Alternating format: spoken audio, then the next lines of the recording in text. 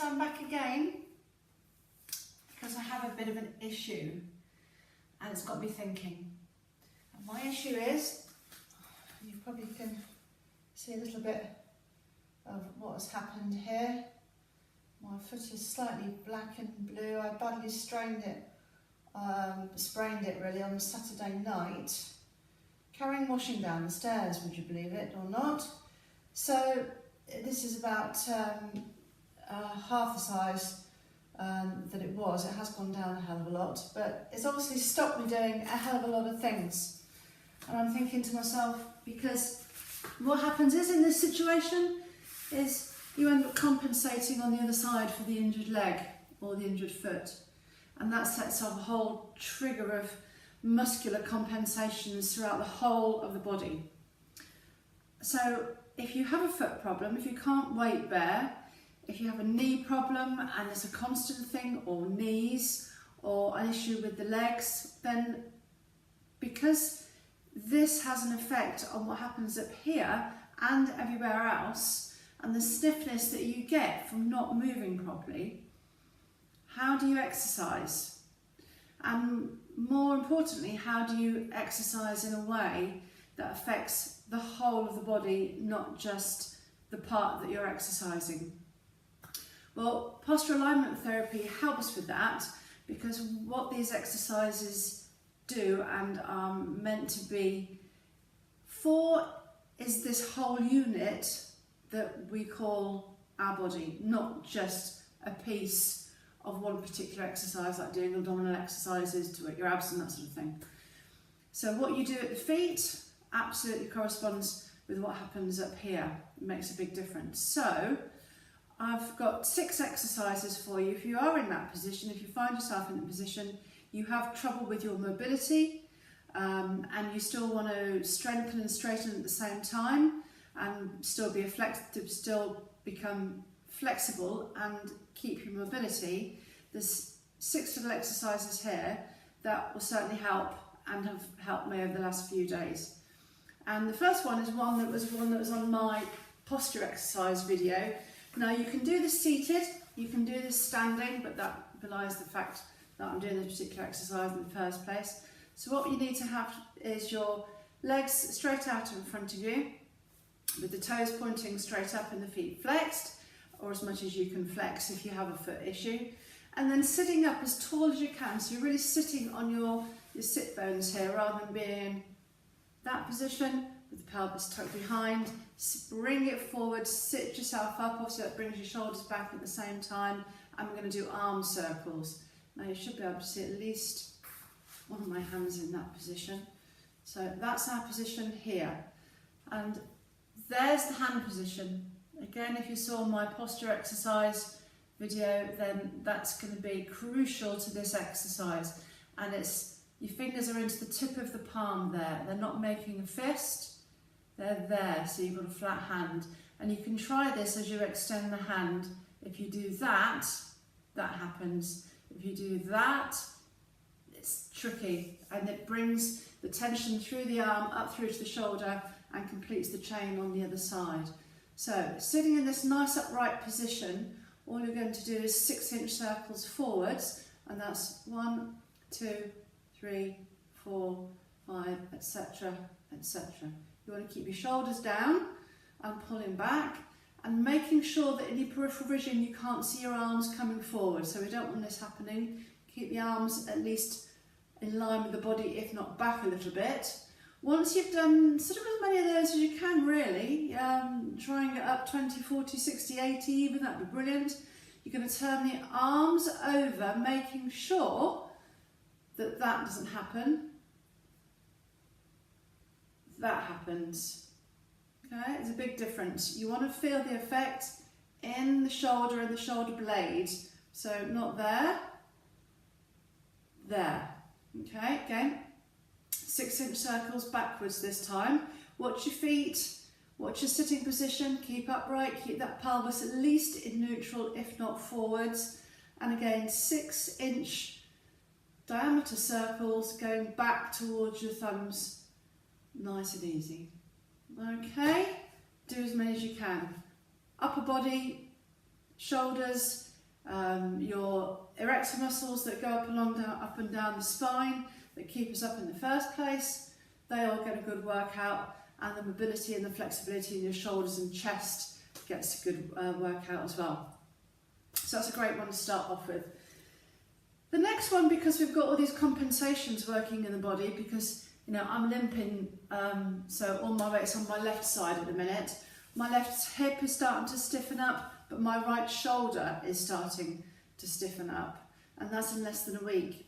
So, if you have something that's ongoing, then those muscular compensations will be taking their toll.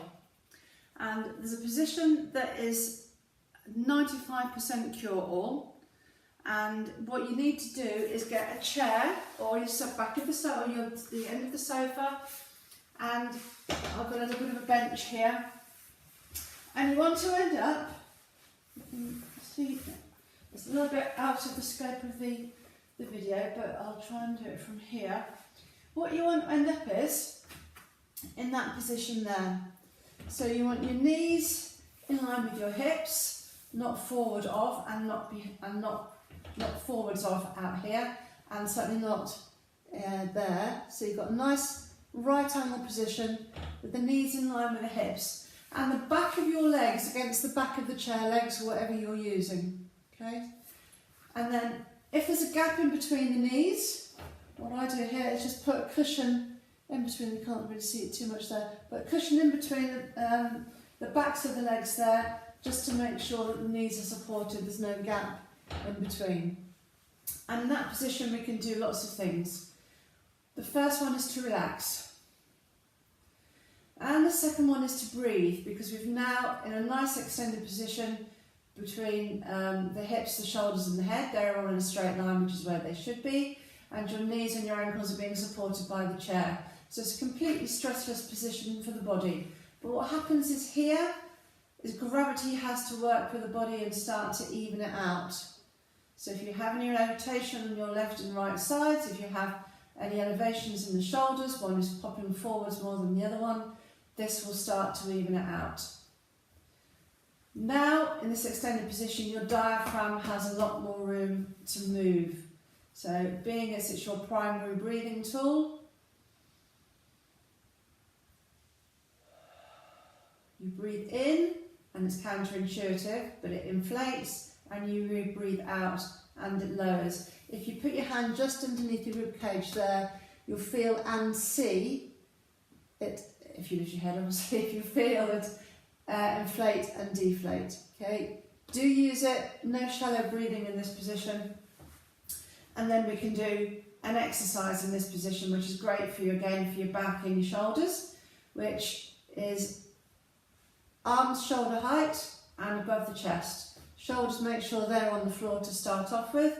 Your hands are linked, and taking the arms back behind the head, just as far as you can go without pushing anything or without forcing anything, and then straight back up. The arms stay nice and straight, because if your arms aren't going to the floor and they're about there, and you do that, then the movement is coming from the elbow, and that's a bit pointless, because this is the area that we're affecting through here. So all the shoulder girdle, all the upper and mid-thoracic back and everything, they're all being worked here, and all the little muscles are being activated. So you're going to do 10. Nice and smooth. You should feel your shoulder blades tracking across the floor or the mat, whatever you're using. And that gives you a good indicator as you go on how well your shoulders and shoulder blades and your back muscles are performing, because the more even they are, the better it is. So once you've done your 10, you can bring your arms back down by your sides. Always the palms are up. That gives us an open shoulder. That says to the brain, the shoulder's closed. That says and opens up the shoulder and the chest. Okay, so that's where you're going to stay. Give yourself about 20 or so seconds. Second set of 10. Same again. Nice and fluid, nice and easy. Do your 10. Take the arms down, normal position, and then do a third set of 10. Okay, they're really simple and really get after the arm circles, really keep the upper body activation going through this whole exercise as well. Okay, anytime between 5 and say 15-20 minutes for that lying down exercise is absolutely brilliant. It's so rejuvenating, it's amazing, and there's a lot to do with, think of it as throwing a pebble into water and all the ripples that come out into the water. This is what it's doing for the erector muscles all that run along down the spine, because they react, and then that reaction goes down into the other extremities of the body, and the muscles around the spinal muscles can then start to react, and that brings a really great release as much as anything else, and allows any compensations, any structural changes that are taking place to just even themselves out a bit. Okay, so we're going to move on to another exercise, and if you can get down flat on the floor for this one, this is great, because if we're going to end up in a position where we can't put too much of our weight onto our feet and legs, we end up sitting a lot and keeping the leg elevated because it's better for it at the time. We end up then getting tight through the hip, the tight hip flexors. So this is a great one. It's going to use your bum and your thighs and your legs at the same time without putting any weight through the legs. So what you want is to have one hand on top of the other, your forehead on top of your hands, your knees hip distance apart with the feet flexed. Okay, so all you're going to do in this position is allow one thigh to lift off the floor and lower. You're going to lift and lower. You're almost raising your heel towards the ceiling and lower. It's not a very big lift. Squeeze and release. Squeeze and release. Okay, keep both feet flexed throughout the whole exercise. You'll feel it in your bum muscles. You'll feel it through the legs.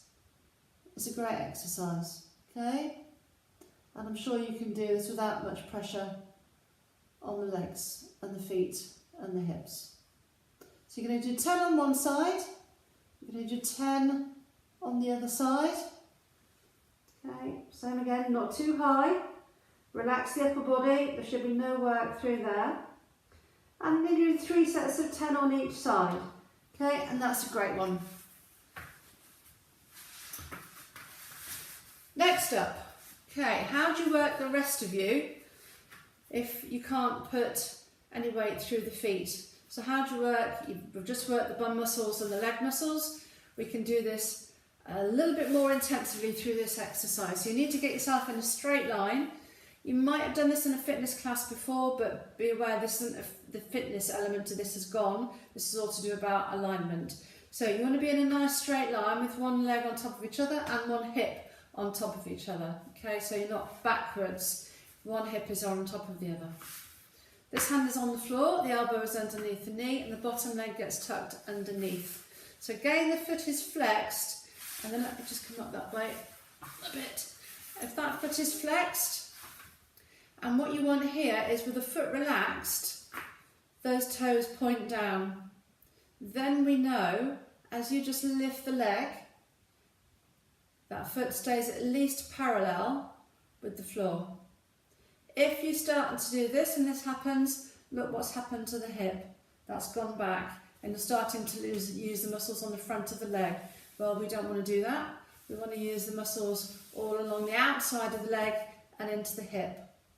So we do 10 of these. Or you can do as many as you can. But it's not a kick, and it's a very small lift and a very small lower back without putting the leg back down on the one that you're not using. Okay, the feet stay flexed, or as much as you can if you've got painful feet for some reason. Keep the leg in line with the body and keep it nice and controlled. Okay, so that's 10 of those, and you'll feel it right through the outside of the leg here. And this is great as a posture alignment tool. This is great for knee position, making sure that the hip stability through the outside of the leg is absolutely as it should be. Okay, so that's 10 of those. Once you've done those 10, bring both legs out straight again. Bend that top leg that you've just used, put the foot back on the floor. You don't need to put any weight on it, so you're just putting the foot back down, so you should be okay. And then on this bottom leg, the foot again is flexed. Now again, if the toe is pointing up, look what's happened, the hip's gone backwards, and you're going to lift the leg. If you do it in that position, you're using the outside, the top of the thigh here, the quad muscle. We don't want to do that, we want to use the inside thigh. So what you're going to do, flex the foot, keep the feet parallel with the ground, is lift the leg up towards the knee and keep it off the floor as you return it back. Okay, so it's a small lift up, foot flexed, and small lift down. If that doesn't happen, you don't need to lift or move the ankle or the foot, because the movement is all from these muscles in here, and you need to keep the feet parallel, because as soon as you do that, that's your quad muscle working. We don't want the big muscles to take over. Okay, so 10 or more of those, keeping it off the floor, and of course you're going to do the other side. Okay, the harder way to do this one, let me just tell you, is with the foot in front.